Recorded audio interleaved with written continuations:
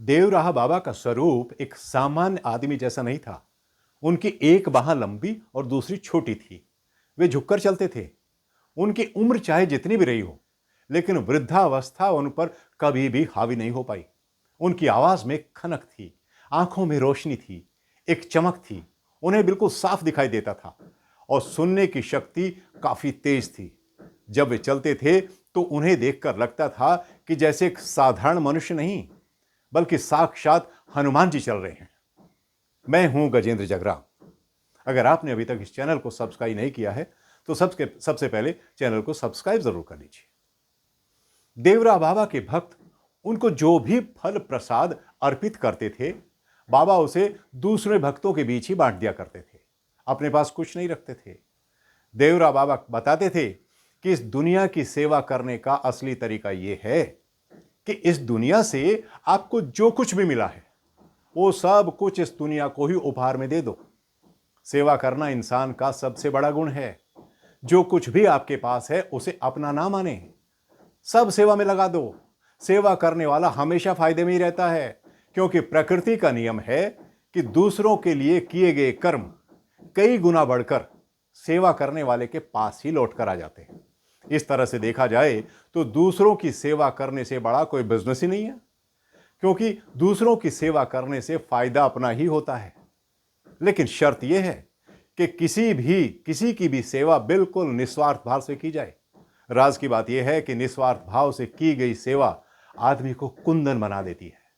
देवरा बाबा यह भी कहते थे कि दुनिया की आधी से ज्यादा समस्याएं तो सिर्फ क्रोध के कारण पैदा होती है, और क्रोध एक ऐसा अंधकार है जिसे हजारों दीपक भी दूर नहीं कर पाते। जब आदमी क्रोध में आता है तो उसे लगता है कि उसकी ताकत काफी बढ़ गई है, लेकिन क्रोध शांत होने के बाद उसे बहुत कमजोरी महसूस होती है। एक ऐसी कमजोरी मानो समय से पहले ही आदमी को बुढ़ापा आ गया हो। आपको पता होना चाहिए कि क्रोध एक ऐसा दाग है जो मनुष्य के हृदय और मस्तिष्क की पूरी चमक एकदम फीकी कर देता है। बाबा बताते थे कि अगर किसी ने 15 मिनट तक क्रोध कर लिया ना, तो इससे उसके शरीर की इतनी शक्ति कम हो जाती है जितनी 9 घंटे की कड़ी मेहनत के बाद होती है। क्रोध आदमी के विवेक, ज्ञान और बुद्धि को नष्ट कर देता है। गुस्से में आदमी की आंखें बंद हो जाती है और होठ खुल जाते हैं। यानी क्रोध स्वास्थ्य की दृष्टि से बहुत अधिक घातक होता है। एक बार महर्षि रमन से एक पश्चिमी विचारक यानी वेस्टर्न थिंकर पॉल ब्रंटन ने पूछा था कि आदमी की महत्वाकांक्षा यानी ओवर एम्बिशन की जड़ क्या है। इस पर महर्षि ने हंसकर जवाब दिया था, हीनता का भाव यानी इंफीरियोरिटी कॉम्प्लेक्स। हालांकि ये बात थोड़ी अटपटी सी लगती है, क्योंकि हीनता की भावना और महत्वाकांक्षा ऊपर से तो परस्पर विरोधी दिखाई पड़ते हैं, लेकिन ये एक दूसरे के विरोधी नहीं है। आप इन्हें एक ही भाव दशा यानी एक स्टेट ऑफ माइंड के दो किनारे कह सकते हैं। एक किनारा हीनता का है और दूसरा महत्वाकांक्षा, यानी हीनता अपने आप से छुटकारा पाने की कोशिश में महत्वाकांक्षा बन जाती है।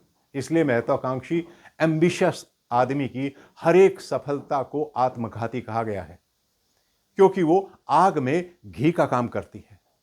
एम्बिशियस आदमी को सफलता तो मिल जाती है, पर उसका इंफीरियोरिटी कॉम्प्लेक्स नहीं जाता, इसलिए उसे और भी बड़ी बड़ी सफलताएं जरूरी लगने लगती हैं।